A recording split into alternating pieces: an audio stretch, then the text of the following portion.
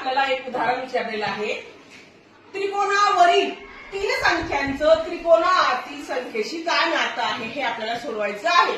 तर आपण काय करूया, वरच्या 3 संख्यांची बेरीज करूया. 2 अधिक 3 अधिक 4 बरोबर 9. मग 9चा वर्ग किती रे बाळांनो? 81. अगदी बरोबर. आलं का नातं पहिलं? हो. दुसरं करूया.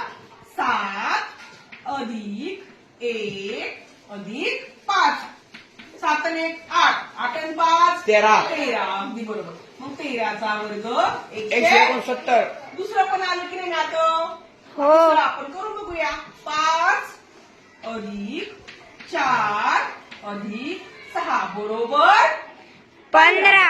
मग 15चा वर्ग किती मुलांनो? 225. अगदी बरोबर 225. मग आलेलं उत्तर 225 दिलेल्या पर्यायामध्ये आहे का? हो. किती नंबरला आहे? 1. म्हणजेच आपल्याला विचारलं आहे 5 4 6चा या पर्यायापैकी कोणाशी नातं आहे? तर 225 ची नातं आहे. मला समजलं? हो.